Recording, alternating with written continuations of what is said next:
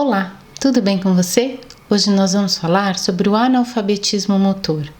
O termo analfabetismo motor começou a ser utilizado mais largamente lá pelos anos 2005, quando as mudanças de estilo de vida da sociedade começaram a ser observadas, impactando o desenvolvimento das crianças.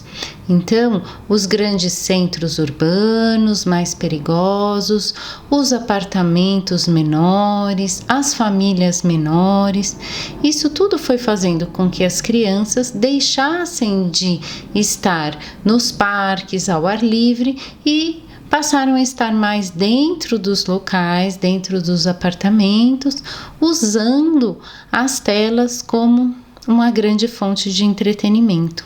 O analfabetismo motor é um termo usado para designar o não desenvolvimento adequado da motricidade da criança, gerando sedentarismo, obesidade, hipertensão. Analfabetismo motor não diz respeito apenas a não conseguir fazer determinados movimentos ligados a um esporte, a um passo de dança, mas também isso tem a ver com a psicomotricidade, isso é, interfere na cognição, na aprendizagem da criança. O fato de nós termos passado por um longo isolamento social acordou novamente os especialistas para o uso desse termo, analfabetismo motor.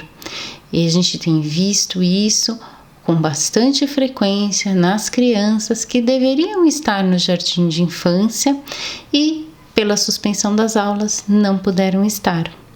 Então, crianças que já têm 4 anos e não andam com firmeza, que ainda não conseguem pular com destreza. Isso tudo vai mostrando para a gente que alguma coisa no desenvolvimento da motricidade global dessa criança ficou em defasagem.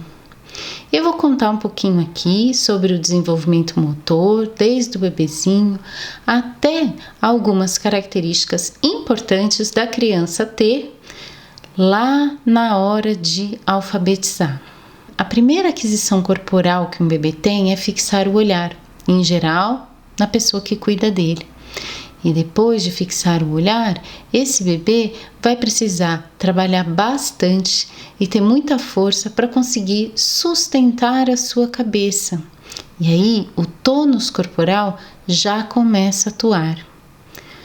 Um pouquinho mais adiante, quando essa criança é colocada de bruços, ela consegue colocar as suas mãozinhas como apoio e levantar o tronco, sustentando a sua cabeça, e começa então a rolar.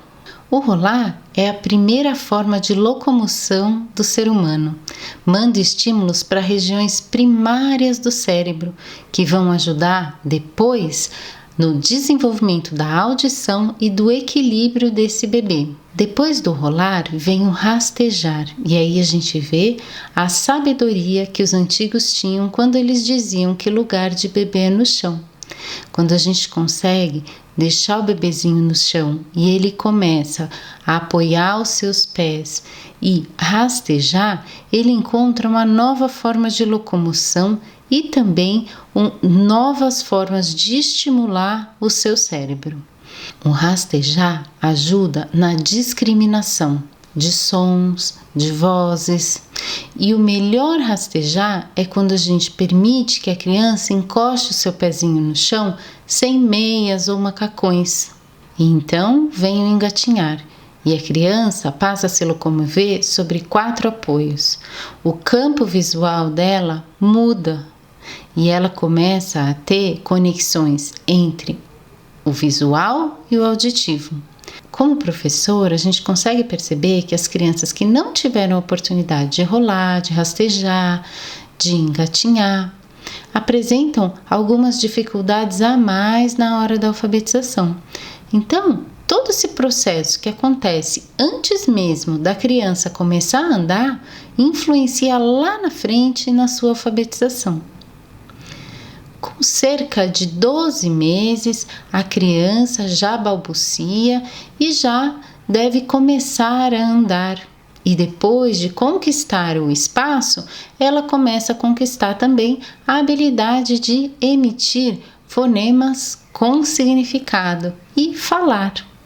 Se nós observarmos um bebê em frente a uma tela, toda essa riqueza de movimentos que ele executaria, ele deixa de executar, porque ele fica ali absorto, recebendo apenas estímulos, ao invés de se movimentar, de se desenvolver, de criar conexões neurais. Esse é um dos motivos pelos quais alguns cientistas, neurocientistas, vêm estudando os impactos do uso excessivo de telas. Alguns dizem até que o crescente cognitivo que as gerações vieram conquistando e pararam há pouco tempo atrás pode ser por conta desse uso excessivo de telas.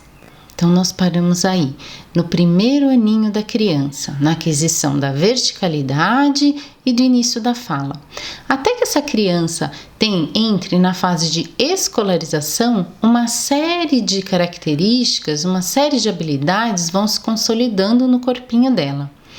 Para a alfabetização, é necessário aquisições no campo da motricidade global, da motricidade fina, da consciência fonológica, uma série de coisas. Hoje aqui eu vou focar na motricidade global. Então, uma das coisas que a criança precisa adquirir é tônus, é força. Então, para ela conseguir se colocar numa mesa sentada, ereta e então fazer suas atividades, ela vai precisar de tônus. Subir em árvore ajuda muito. Para segurar um lápis, ela também vai precisar de tônus. Abrir e fechar tampinhas de garrafa. Equilíbrio. Tem diversas pesquisas que apontam que a dificuldade de equilíbrio está intimamente ligada à dificuldade de aprendizagem. Então, tudo que a gente puder proporcionar para a criança em termos de andar em cima de uma muretinha, andar de bicicleta, de patinete, tudo que a gente puder estimular o equilíbrio da criança vai beneficiá-la lá na frente. Esquema corporal. Ele diz respeito à imagem que a criança tem introjetada dela mesma. A gente pode ver isso refletido no desenho que a criança faz dela. E é interessante notar nas pesquisas que as crianças que possuem um desenho da sua imagem corporal, do seu esquema corporal mais rico, são crianças que são alfabetizadas com mais facilidade. E se a gente parar para pensar que para eu entender para onde que está a barriguinha do B ou do D, eu vou precisar saber primeiro onde está a minha barriga, no meu corpo. Para ajudar nesse desenvolvimento corporal, tem brincadeiras, tem o jogo Twister, tem o mestre mandou, e a gente vai ajudando a criança a se perceber. O ritmo, a leitura em si ela é rítmica, assim como a fala. Então, pular corda, bater palma, bater pé, falar trava-línguas, isso tudo vai ajudando a criança a ritmar. A definição da lateralidade é outra aquisição, isso é a dominância da criança. A criança vai ter uma aquisição cerebral que vai definir um lado preponderante sobre o outro, se ela vai ser destra ou se ela vai ser canhota. Mas isso não diz respeito apenas à mão, isso diz respeito a todo um lado do corpo. Olho, ouvido, mão, perna, pé, isso tudo me diz que se aquela criança vai ser destra ou canhota. Então, dentro de tudo que a gente precisa para alfabetizar uma criança, eu fiz um pequeno recorte aqui nesse vídeo sobre o desenvolvimento motor global da criança. E espero que ele tenha sido útil para você. Até o próximo.